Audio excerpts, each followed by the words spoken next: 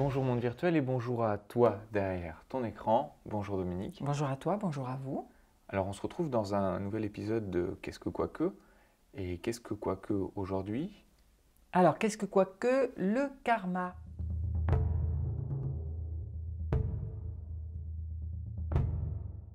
Dominique, qu'est-ce que quoique le karma alors? Alors, le karma, ça s'appuie en fait sur deux choses. Une loi universelle qui est la loi de cause à effet, hein, et puis ensuite le principe dont on a déjà parlé, qu'on a déjà évoqué, de la réincarnation. Tu vas retrouver effectivement tout ce thème du karma qui va être évoqué dans l'hindouisme, dans le bouddhisme. Un nom qui n'est pas très connu pour le karma, c'est ce qu'on appelle la loi de l'agriculture. Alors, ça va peut-être un petit peu plus clair pour vous, parce qu'en fait, tout ce qui va être toutes tes intentions, tes actes, tout va être marqué dans le karma. Et donc, si tu imagines le karma, l'intention, c'est j'ai envie de mettre une graine dans la terre. Le fait de la poser, ça va être l'acte. Et la graine, bien sûr, elle va donner quoi la conséquence, c'est-à-dire une fleur, un épi de maïs, etc. Qui, à un moment donné, va revenir à la terre. Donc, on est bien dans un cycle d'incarnation avec ce processus de cause à effet. Bien sûr, il ne faut pas oublier que le but, c'est de transmuter et qu'il y a toujours le libre arbitre. Donc voilà, en gros, qu'est-ce que c'est que le karma? Donc le karma, si je reprends ton image Mhm. du paysan qui veut planter la graine et tout ça, c'est un truc, c'est perso en fait le karma. Non, en fait, tu as on évoque quatre karmas qui sont les tiens. Donc, il y a bien sûr ton karma personnel. Ensuite, il y a le karma familial, parce qu'il ne faut pas oublier que tu choisis de venir dans une famille ou dans une autre. Alors, pourquoi tu choisis? Parce que tu sais effectivement que tu dois progresser par rapport à certaines choses. Donc, tu sais que dans cette famille, par rapport à leurs valeurs, par rapport à leur conscience, par rapport à ce qu'ils ont dans l'inconscient aussi, il ne faut pas oublier, ça va t'aider effectivement à grandir peut-être plus vite ou de façon beaucoup plus en profondeur. Après, tu as aussi le karma national, hein, tu décides de venir dans tel pays ou dans tel autre pays. Et puis, tu as aussi le karma mondial, bien sûr, puisque la Terre, il y a aussi une vibration et ce karma est important. D'accord. Donc le karma, c'est un système de notation. Est-ce que c'est comme à l'école où, tu sais, quand tu fais une bonne action, tu as un bon point et au bout de 10 bons points, tu as une image, genre tu n'as que des points positifs ou ça compte aussi les points négatifs? Alors, on parle justement souvent hein, du karma avec ce côté négatif. On dit mauvais karma. Je me rappelle qu'au Népal, notamment, une personne avec qui je parlais disait oh, mais moi j'ai un bon karma, j'ai un bon karma.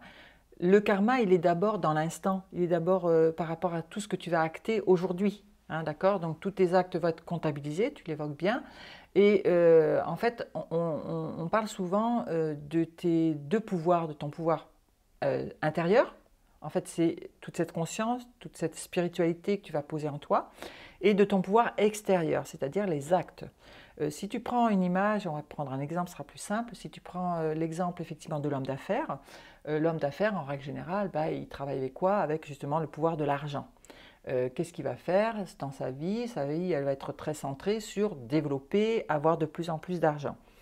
Si effectivement il est avec un pouvoir qu'il va poser sur des valeurs qui sont la jalousie, l'envie, la valeur effectivement de la possession, il est évident que cette intention et cette pensée va être plutôt négative. Donc on est plutôt sur quelqu'un qui va développer un pouvoir extérieur de plus en plus grand et qui sera basé sur quelque chose de négatif. Donc là, il faut penser que tu es en fait un écolier, que l'école c'est la terre et que tu dois apprendre, comme tu l'as dit, avoir plutôt des points positifs pour avoir une image à la fin de ta série de vie.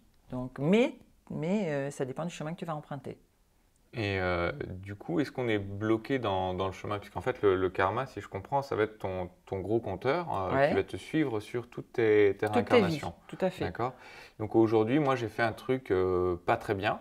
Donc j'ai Mhm, fait un truc bien, en fait, mais c'était en rapport avec une personne. mhm. Et on n'a pas réglé, en fait, la problématique. Et du coup, si je capte, c'est la prochaine fois, dans une prochaine vie, on va se re-rencontrer et on va être reconfronté, en fait, à la même situation. Mm. Alors là, ce que tu es en train d'évoquer, c'est ce qu'on appelle, ce dont on parle quand on évoque les liens karmiques. Très souvent, justement, derrière les liens karmiques, derrière le karma, tu as beaucoup de personnes qui vont se cacher là derrière en disant « Ah ouais, je ne peux pas avancer de toute façon parce que c'est karma, mauvais karma », ce que je disais tout à l'heure. ou parce que de toute façon, c'est une personne que j'ai déjà connue, donc je ne peux rien faire. Ce n'est pas vrai. C'est pas vrai, tu as toujours le pouvoir. Hein. Je disais toujours que tu avais effectivement ce libre arbitre. Il est évident que si dans une vie antérieure, tu n'as pas réglé cette problématique, eh bien cette souvenance en fait va se retrouver au niveau cellulaire, hein, puisqu'il y a cette progression qui va se maintenir et qui va être toujours ton désir. Et donc, tu vas devoir acter dans ton quotidien pour pouvoir justement t'en débarrasser. Alors, il y a plusieurs façons d'acter. La première façon, ça serait d'abord de repérer en fait dans ton quotidien les différents moments de vie où tu te retrouves toujours confronté à la même blessure. Parce que très souvent, si on parle de lien karmique, eh bien, tu rencontres à nouveau cette personne parce que justement, il y avait ceci à travailler. Alors, on évoque plusieurs blessures, il y en a 5 principalement, mais en fait, il y en a beaucoup derrière.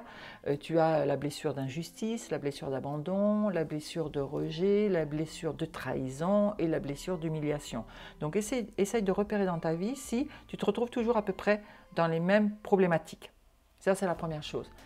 Deuxième chose, il faut peut-être effectivement faire un petit peu plus de méditation, en tout cas essayer de te connecter à ton âme, parce que ton âme, elle connaît le chemin, elle sait ce que tu veux mettre en place, et puis bien être un petit peu plus en lien avec ce qu'on appelle dans certains cas le divin, ou le tout en fait, en lien avec cette terre, avec tout ce qui t'entoure, puisque nous sommes tous reliés.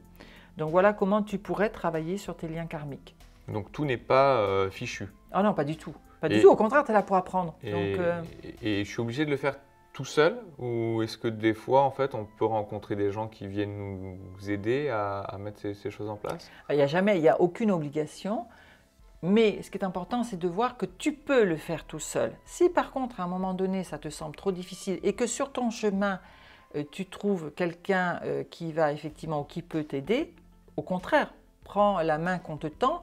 Peut-être que effectivement cette main était déjà programmée, déjà d'un, et peut-être que effectivement cette main va te permettre d'aller beaucoup plus vite et beaucoup plus loin. Donc il n'y a pas de parole magique, par contre, ça c'est certain. Abracadabra, ça ne marche pas. Non, il n'y a pas de leader non plus, mais tu peux avoir ponctuellement des personnes qui vont t'aider à trouver ton chemin et à progresser, à te débarrasser de certains liens. Donc ça, oui, ça existe. En fait, ton guide, si je devais résumer, le guide qui est le tien et qui sera toujours le tien, c'est ton cœur. Ton cœur, lui, sait. Donc, parce que ton cœur est relié directement à ton âme. D'accord. Donc, si je résume, le karma, c'est un gros compteur qu'on va garder tout le temps, en fait. Tout à fait. Pour nos plus et nos moins. Oui. Et on peut écouter les autres pour leur demander des conseils, mais c'est que nous qu'on agit. La phrase est belle, tu notes. Et si on a une hésitation, on demande à la petite voix à l'intérieur qui s'appelle le cœur. On se retrouve de toute façon, je crois, sur une prochaine vidéo où tu vas en parler un petit peu plus en détail. Un peu plus en détail, parce que là, effectivement, j'ai essayé de faire vraiment quelque chose de basique, hein, remettre un petit peu les pendules à l'heure par rapport au karma, mais c'est un peu plus complexe que ça. Voilà, donc si le thème du karma t'intéresse, reste connecté, on en parle la semaine prochaine. Belle journée à toi. Merci.